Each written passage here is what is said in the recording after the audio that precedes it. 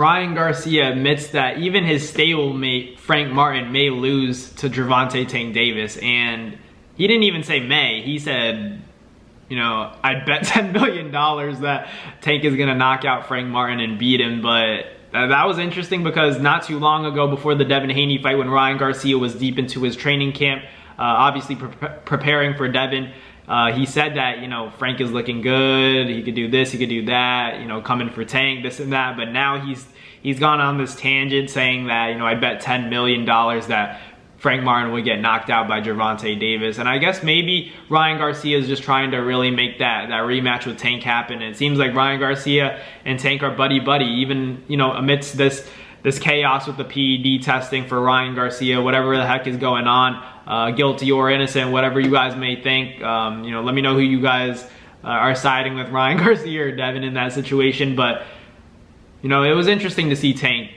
supporting Ryan Garcia, because he didn't have to do that. And I will say it was interesting to kind of think about it. I've been speculating, you know, obviously, why would Tank be defending Ryan Garcia in that scenario? But I do think that it's because he wants his own win against Ryan to look better. You know, if he beat Ryan and Ryan was able to beat Devin, you know, this is boxing math too. People are going to assume that Tank would automatically beat Devin. I still think that he has to do it in the ring. I agree, but he still has to go in the ring and do it. I'm the biggest Tank fan. You know, I'm a big Tank fan. I always like watching him fight. In my opinion, I think that he's the one fighter that really gets me hype about the sport. You know, whenever he's fighting, I'm like, we're going to see a good showcase of it all. We're going to see everything. We're going to see a little bit of boxing. We're going to see some chess match, you know, a bit of a chess match, but we're also going to see him close the show. And he always does that. You know, everyone likes to bring up Isaac Cruz. I think without, you know, injuries and optimal health, I think Isaac Cruz gets stopped by Tank in a rematch. I just think Tank's too good. Especially now. He only gets better as his opposition, you know, increases. I think people always sleep on his boxing ability because he knocks everybody out. But, you know, sometimes, like they always say, you need the best opposition to bring the best out of you, to bring out the best version of you. And I think that's the case for Tank. No one's forced him to box. He's only had to pick shots.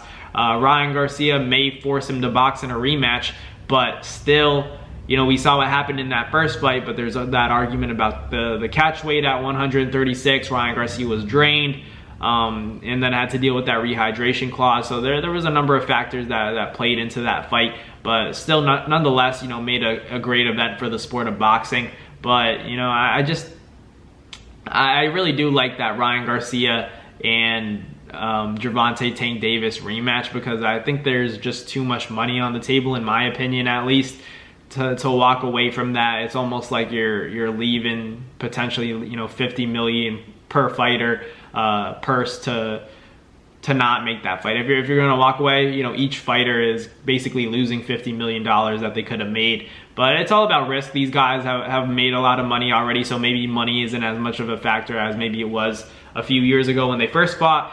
But, you know, I really do like that fight for the sport of boxing. I think now more than ever there's a greater narrative for it. As excited as I am for the Tank fight on June 15th, that's basically, you know, not even a month away. So I'm really excited for that.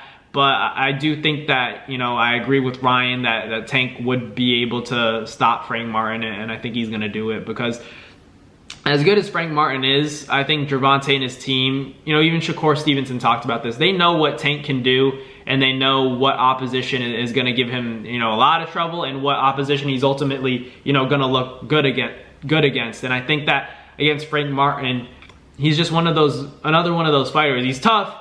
He's very good.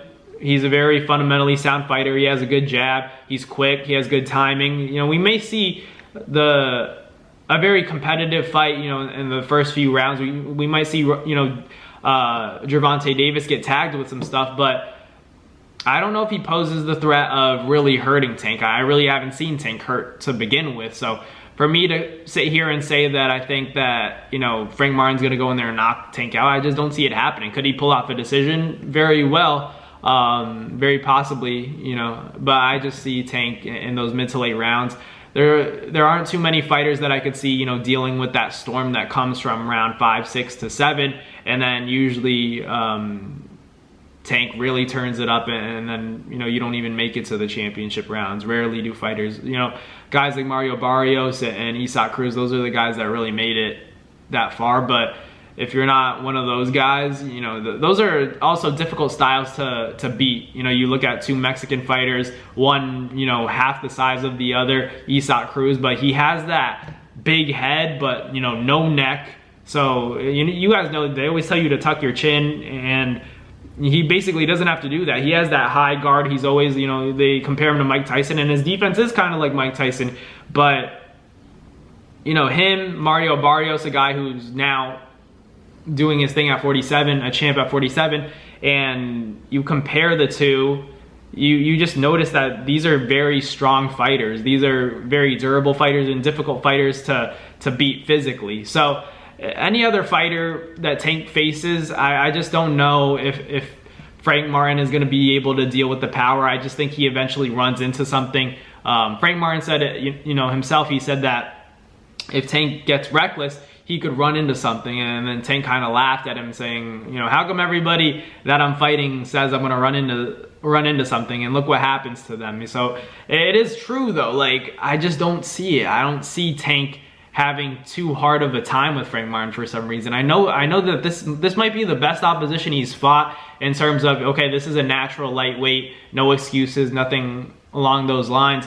But I still think that Tank handles him. You know, I still think that Tank deals with Frank Martin and beats him. So as much as I like Frank Martin, he's a great fighter. I like Earl Spence as well, Derek James. I like that camp. I love that stable. You know, Ryan Garcia as well. But I just don't think he has what it takes to beat Tank. I still favor Tank heavily in that fight.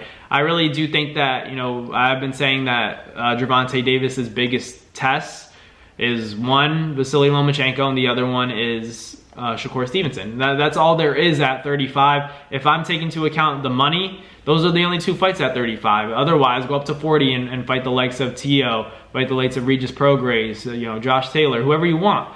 But if you're gonna stay at 35, not go up to 40, you could throw in a guy like Subriel Matias, Isaac Cruz rematch. You're gonna make money there. Rayo, there's a lot of fights at 40, but at 35, it's really only Shakur and Lomachenko, and those are big fights that I would really, me personally, I would love to see those fights. But it's all about whether or not, you know, the money is right, whatever. You know, I think that Lomachenko will either fight Shakur or he'll fight Tank. Those are the two other big fights. I don't think he's gonna go and fight Baranchyk, a fellow Ukrainian. Who knows? But I just don't see it happening. So for me, I would like to see, you know, Lomachenko, maybe he has his last fight. We don't know. It could be his last fight. But to have it on a guy like Shakur or a guy like Tank would be ideal for me. And this being Shakur's last fight on his contract coming up, we'll see what happens. Maybe he's able to, you know, move over to, you know, PBC and make a big fight happen with the help of Al Heyman and Floyd. You know, who knows what could happen. And I think they could very well get that popping, because, you know, even with all the chaos with Floyd Mayweather, they've been talking about how, you know, Shakur should be fighting Floyd. And then Shakur posted that video of him saying, you know, your beef isn't with Floyd Mayweather, let's make a fight happen. So basically telling Tank to stop ducking Shakur. I don't know if Tank is ducking Shakur. Tank has literally said that Shakur is on his list. It's just, you know, a matter of time and making that big fight happen. Because if we're being real, I just don't know if Shakur is that same draw as a guy like Devin is. You know, Devin's been on the scene for a minute now. Shakur is great. Shakur may very well be a better boxer than Devin. But in terms of the superstardom, I just don't know if he's on that level yet. I still think he needs some more superstar power qualities about him. But I'm not, you know, I'm not going to be here and, you know, tell Shakur to do this and do that and be someone that he's not, because Shakur's still an entertaining guy to, you know, he's always talking on social media, so he does get a lot of hype and eyeballs around his fights. But it also, you know, with his style, it's not very compelling to fight fans. You know, people think he's boring. They think that because he boxes and rarely gets stoppages, that, you know, he's a boring fighter. He's not a draw. He's not good. But it's quite the opposite. You know, it's kind of like that Floyd Mayweather effect. A lot of people weren't satisfied with Floyd's performances, particularly when he became Money May, when he had hurt hands. But in his earlier career, he was, you know, stopping people. I think that's what Shakur needs right now. He needs to get those Kodak performances where he's really punishing guys. But I just think it's the power. You know, he needs more pop, and maybe, you know, it'll improve as, you know, his career progresses, but we need to see it. We need to see more, you know, outstanding performances from Shakur, in my opinion. But I know he had a hurt hand against Edwin De Los Santos, so I'm waiting to see him redeem himself, because I do like Shakur. He's one of my favorite boxers as well, straight out of Newark, and I'm from Jersey, so it would be cool to see Shakur and Tank get it on. That's a big fight as well. But, you know, Ryan Garcia saying that Frank Martin's going to lose to Tank when he's in his stable, and, you know, his coach is also Frank Martin's coach, is crazy. But let me know in the comments what you guys think. I do have Tank Davis over Frank Martin by stoppage in the 9th round, but let me know in the comments what you guys think. Thank you guys for watching. Like, comment, and subscribe. And as always, I'll catch you guys on the next one. Peace. That's going to do it for another Nads Fight Media video, guys. Thank you guys so much for watching. It's been your boy, Matt Nabong, with another video. Hope you guys enjoyed it all. Thank you guys for the constant support. Salute to y'all always. It's been your boy.